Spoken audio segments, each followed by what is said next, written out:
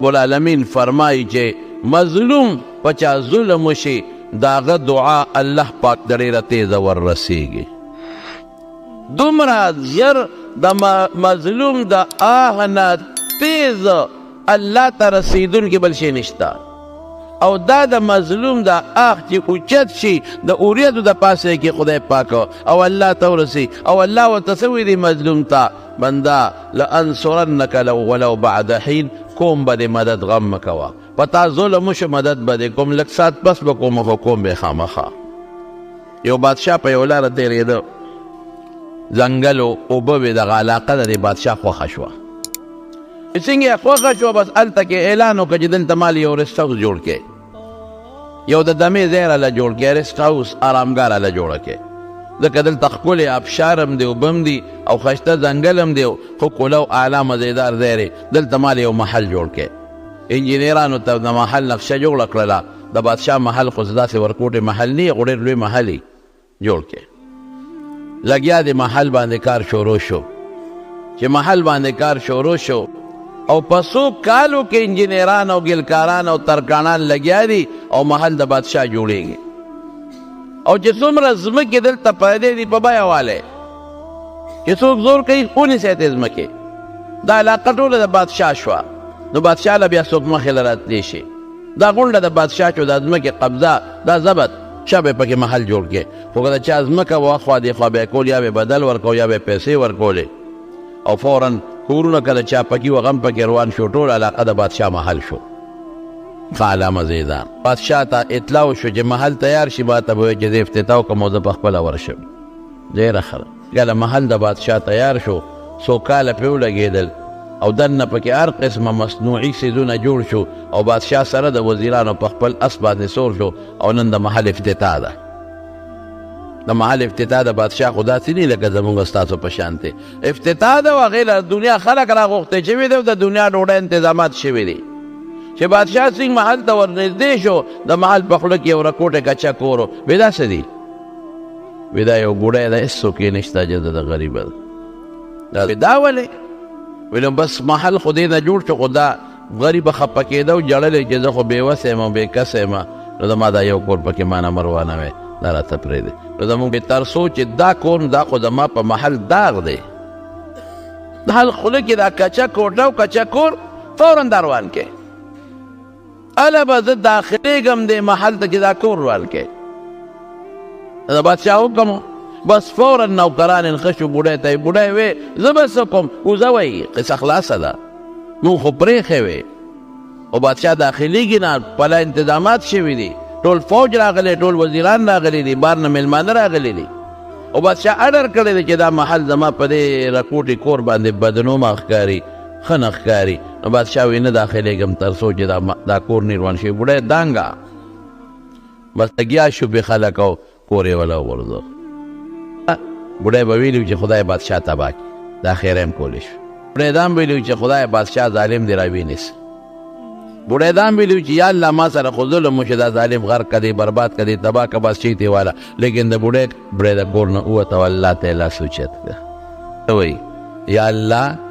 که زه کمزور یم نو ته خو زورور یې که نه دې ټکي ته اوس ګوره الله که زه خو کمزور نه ته خو زورور یې الله که زه بېوسه یم نو ته خو الله بېوسه نه الله که زما طاقت نشته نو الله ته خو طاقت ولې الله که زه بادشاه له جواب نشم ورکولی نو ته خو ورکولی شي هغه زور دې څه شو اوهو طاقت دې څه شو او انصاف دې څه شو زور دې څه شو الله طاقت دې څه شو که زه کمزور یم ته خو زورور یې که نه الله زه به څه کوم نو بادشاه ټوله بادشاه هم ده او د خلکو کورونه هم راټ کړل او زما غریب دا یو کور و ستا په خدایه کې پروردګاره هغې نه هم خلاصه شو دعا چل طریقه به دعا کې الله نه به ګیلې نه کې بعضې خلک د الله نه ګیلې شروع کړي ګیله ګناه ده خو الله د خپل زور ور یاد کا رسول الله مبارک هم چې دعاګانې کړي د الله صفتونه الله ته پیش کړي دي اللهم انی اسألک بصفاتک الحسنى الله ستا په ښکلو صفتونو ستا نه سوال کو بأنک الله لا اله الا انت الحنان المنان ذوالجلال والاکرام. دا الله صفات خو لله الاسماء الحسنى فادعوه بها. دعا دی ته وایي چې د رزق غواړې یا الله ته رزاق الله روزي رسان. خدایا غله ستا په لاس کې د رزق ستا په لاس کې ته او زه ستا بنده یم، خدای مله روزي راکړه. داسې به ووایې الله زه خو مظلوم یم، په ما دا سړی ظلم کوي، الله د ده نه ستا طاقت زیات دی پروردګاره. داسې به ووایې ماته الله ته وربخښې کا، زه خو مسکین یم فقیر یم، خو الله ته خو مسکین او فقیر نه، اصل خو الله هر څه شته. انتم الفقراء والله هو الغني. تاسو ټول محتاج یې، خو الله چاته محتاج نه دی. الله صفات دا الله ته ورمخکې کا. بوډۍ څه وایي الله زه خو کمزور یم، ته خو زورور یې کمزوری نه، زه خو بېوسه یم الله ته خو بېوسه نه، زما خو طاقت نشته الله ستا خو شته. دې ظالم چې زما دا ټوله وطن یې ونیو دا خپل محل یې جوړ کړه، دې ظالم په دې څه کوي اوسېږي هم پکې نه. رس هاوس ته خلک کله کله سیل له راځي. زما خو د ویله خدایه کې الله دا یو کوټه وه، زه به څه کوم پروردګار چې دا ما کور یې روانه و، ستا هغه زور څه شو؟ هغه انصاف ستا زور د بوډۍ الله ته لاس پورته کړی دی او بادشاه ته اطلاع وشوه، وی راځه هغه د بوډۍ کور هم روان کړه، خورې خټې لرې کړې، هغه ستا په محل چې کوم داغ و مخې نه خشته نه وه هم لرې کړه. راځه بادشاه اس روان شو، فوج پولیس سکټریان ډایرکټران ورسره دي، خو چې د محل ګیټ ته ورسېد ملک الموت راغی او په دا مرۍ وله ګوته کېښودې او سیټ یې وویسته. خلی په سترګو ونه لید، وردننه هم نه شو. یو د مظلوم د خیرونه به ځان ساتئ. رسول الله مبارک په خپله فرمایو اتق دعوة المظلوم. مظلوم خیرونه ځان ساتل څه ظلم مه کوه، که ظلم دی که دا مظلوم خیر یې کوي. فإنه ليس بينه وبين دعوته حجاب. د ده او د الله بینه د خدای او د د دعا منځ کې پرده نشته. مظلوم خو د الله بنده دی که نه، نو که دنیا کې څوک نشته نو الله خو شته که نه. زه کله کله یو سوچ وکړم، بعضې وخت کې انسان د شپې یا د ورځې لږ داسې محتاجه شي، خفه شي، نو زه یم شکر دی الله چې زمونږ ته مونږ ستړي شو، مونږ اوږي شو، مونږ نار شو، مونږ ګناه وکړو، مونږ بیماران شو، نو چې الله تا ته خو چغه وکړه او بل چاته نه و. شکر دی چې مونږ شرک نه کوو، مونږ تاله شریک نه منو، الله تا و یو ګڼو. بس دا مو ایمان دی چې تکلیف راوستونکي هم دی، لرې کوونکي هم دی، غریبي راوستونکي هم دی، ډوډۍ ورکوونکي هم دی. چې ته چاله بچي ورنکې پروردګاره څوک نشي ورکولی، چې ته چاله عزت ورنکې پروردګاره څوک نشي ورکولی، چې ته چاله ډوډۍ ورنکې قسم په خدای که څوک یې وله ورکي. مونږ شرک نه کوو تا سره، نه ستا ذات کې دویم خدای نه منو، نه ستا صفات بل چاله ورکو، نه چې ته کم کارونه کې الله فعال، نو هغه کار هم به څوک نشي کولی. سوچ سمجھ سره دعا. لاړ بادشاه محل په سترګو ونه لیده او په هغه اس ته پاسه ترې ساه ووتله، د هغې بوډۍ خدای پاک ته ورسېد، په سکنډونو کې وله مدد. دعا چل غواړي، دعا یو طریقه غواړي، په هغه طریقه باندې ته الله ته سوال وکړه، الله راضي کا او الله نه وغواړه، نو بیا به خدای پاک پوره کوي، بیا به خدای درکوي. نو زکریا علیه السلام ناممکنه کې سوال کړی دی، الله بچی ورکړی دی. او یونس علیه السلام د کب ګیډې ته ننوتی دی، قوم ته دعوت و تبلیغ وکړو، قوم ونه منه. او چې څنګه د قوم نه راووته، نو قوم ته یې وی په تاسو به عذاب راځي، 3 ورځې به مخونه زیړي، بیا به هم 3 ورځې مخونه سره شي، بیا به هم 3 ورځې مخونه تور شي، او په 10مه ورځ به عذاب راځي. زه یې زمونه منم په عذاب به راځي. چې راووته هغه 3 ورځې چې په هغوی عذاب راغی، قوم یې راغی او الله ته چغې جوړې کړې. نو څه کوې ورسره؟ قوم یې ووایي چې زمونږ مخونه خو زیړ شو، هله یونس ګوره دی ګرځېدل، یونس علیه السلام پسې نشتاوته دی، هغه ته خو الله نښې ښولې وې، دی چغې وی یونس یونس یونس هغه پیغمبر راولی شاوي بس وخت مه ضایع کوئ هغه نه مونئ خو هغه چې څه ویلي دي په هغې عمل وکړئ وی څه ویلي دي وی هغه وایي چې الله ته وجاړئ بس او الله یو ومنئ بس شرک نه توبه کې الله یو ومنئ خدای ته وجاړئ او چغې ووایي دا موږ د یونس ته اورېدلي چې خدای پاک دعا قبلوي وقال ربکم ادعوني قرآن کې الله وی استجب لکم ما نه وغواړئ د قبلو او چې کم سړی هغه الله نه وغواړي نو بس خدای پاک د خدای رحمتونه لکه باران غوندې در باندې بیا راځي هله شا به یې وغواړئ به ټول راووتل چغې شوې خدای ته او داسې چغې جوړې کړې سم چل یې وکړه هوښیارانو چې بچي یې د میندو نه جدا کړل نو بچو مور پسې چغې والې او څاروي یې د بچو نه جدا کړل او بچي د څارو نه نو څارو بچو پسې چغې والې او بچو څارو پسې چغې والې او دی خدای ته چغې والې یو جړا شوه یو انګولا شوه یو چغې شوې چغې شوې چغې شوې دا په دا ټول په څه کم بلا پلک خلکو تقریبا خدای ته یو شان چغې راوالې دي یو غونډ راوتلي میدان ته بادشاه هم راوتلي وزیران هم راوتلي څاروي او بچي او بل پسې چغې ماشومان میندو پسې چغې ودي خدای ته چغې کړي چې خدایه بس هغه یونس خو موږ له لال موږ معافي غواړو خدایه موږ هغه ستا پیغمبر والې ټاکولی دی موږ معافي غواړو الله خدای موږ پیغمبر بېعزتي کړې ده موږ معافي غواړو پیغمبر نه مونو عذاب راغی او الله څه وایي وایي چې عذاب راولم بیا نه لر کوم صرف د یونس د قوم نه راغلی عذاب ما لر کړی شریف کې الله تعالی فرمایي کله چې په یو قوم عذاب راغلی دی بیا ترې نه دی اقوا شوی الا قوم یونس صرف د یونس قوم باندې راغلی عذاب ما لرې کو په څه مې لرې کو په جړا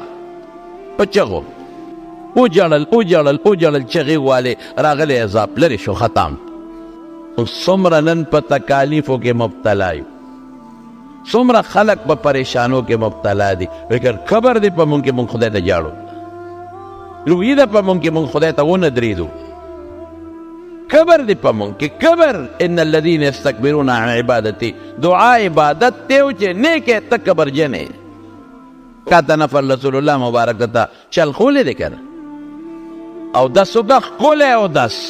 اعلی مزیدار د سنتو مطابق ودرېږه یو دوه رکعته نفل الله ته وکړه او ځان جړغونې که که جړا نه درځي او بیا الله ته سوال وکړه او وجاړه او که نه درتله نو فتباکو ځان جړغونې کې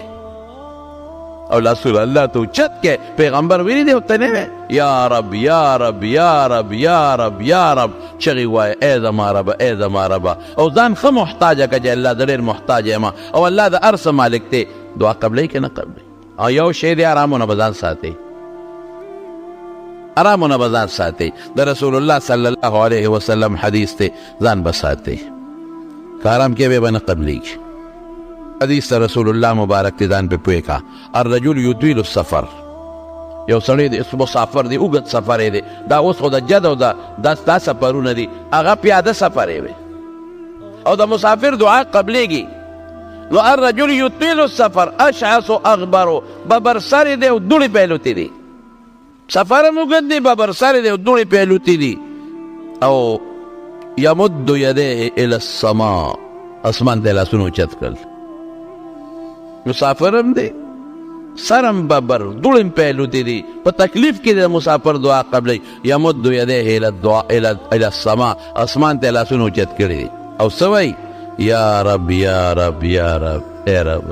ومطعمه حرام خوراک حرام دی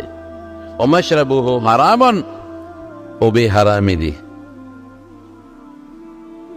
پسه حرام وغذی بالحرام ارس حرام ډوډۍ حرامه او به حرامې جامه حرامه او که چا سره خوري د چا دعوت ته لاړم حرام که چا وله هدیه راوړه ډالۍ راوړه هغه هم حرام فانا یستجاب له د ده دعا به څنګه قبلیږي نه قبلیږي ایټه پاکه که د حرامونه خوراک حلال که اوبه حلال که جامه حلاله که حرام خور بیا نه قبلیږي چغې وی خلک یا الله یا الله یا الله آداب وساته آداب و خیال وساته حرام مکوه او نن دنیا په حرامو کې مبتلا ده حرام یوازې دې ته نه وایي چې تا پردې کنډرو کو مال دې ته یوړو حرام دې ته یوازې نه وایي چې پردې پیسې در باندې پورې دی او نه ورکې دې ته هم وایي خپل مال په ځان حرام کې خپل مال ټماټر د شوي دي غټ پې د پاسه کې واړه لاندې کې او د غټو په نرخ یې خرڅی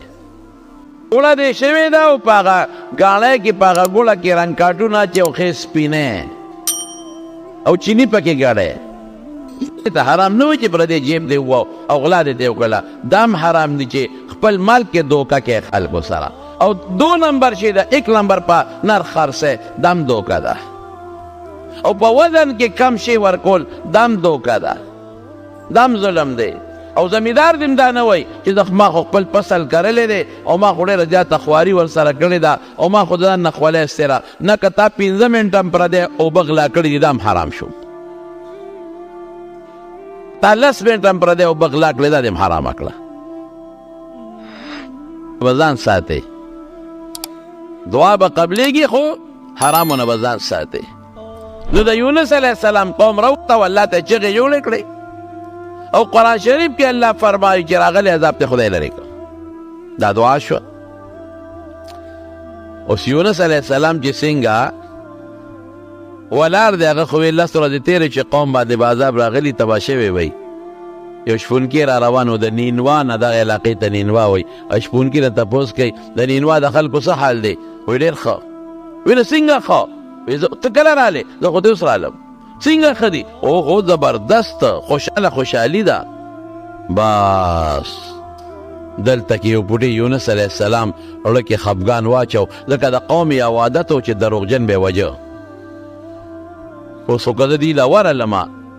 نو دې خو ما نه پرېږدي ما ته به هم دقه وایي چې تا خو وایي چې عذاب راځي 10 ورځې خو تېرې شو عذاب خو رانغی تو دیکھا چې برابر دی کوس په بیبړ کې نو بس د الله سره مشوره ونه کړله ګناه نه ده کړې خو په کار دا و چې دلته کې الله سره مشوره کړې وې نیغ روان شو کښتۍ ته وخت دا ګناه نه ده لیکن بیا هم د پیغمبر لوی شان دا دی چې په هر کار کې یو کار کوي نو الله سره به مشوره کوي نو الله سره مشوره ونه کړه نو کښتۍ ته وخت نو چې کښتۍ ته څنګه وخته نو کښتۍ روانه و دغه یې شروع کړل څه ورته وایي بس خلکو چغې کړې کښتۍ غر کېږي نو قانون به د هغې څو چې کښتۍ به کله دا چل شروع کړو نو بیا به یې تپوس کوو چې څوک پکې داسې غلام شته چې د مولانا تښتېدلي که یو غلام د مولانا تښتېدلي شا به یې ځان ښایې نو هغې دریاب ته وغورځو کښتۍ به ټیک شوه دا من عجایب التقدیرات دی نو اواز یې وکړه څوک دي داسې چې د مولانا تښتېدلی غلام دی یو به پکې ور وغورځو خو چې نور خو بچ شي که نه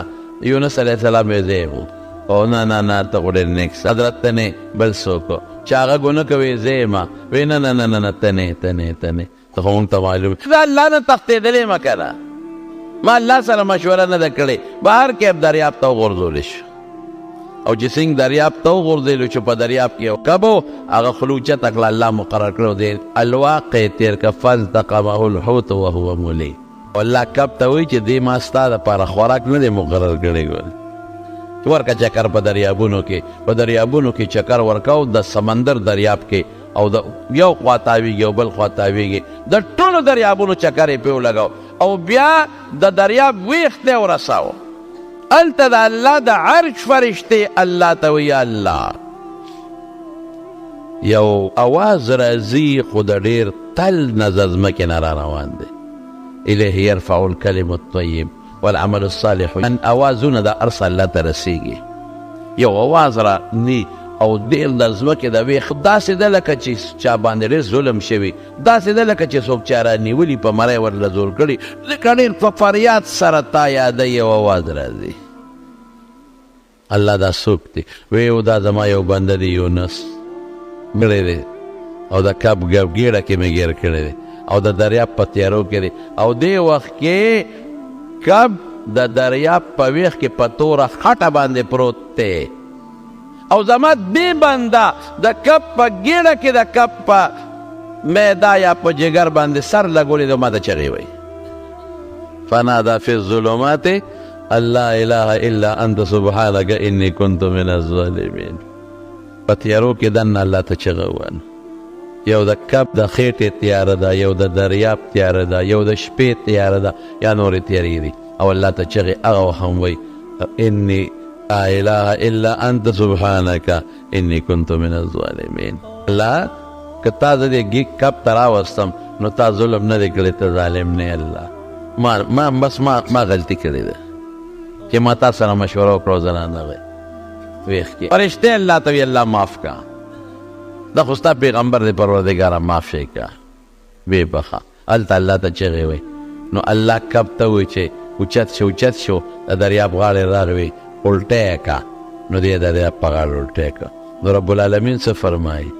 فلولا انه كان من المسبحين فصفي بطنه الى يوم يبعثون کده د کپ په دې ګېډه کې زما تسبیح نه وي نو همیش به د کپ په دې ګېډه کې دی پروت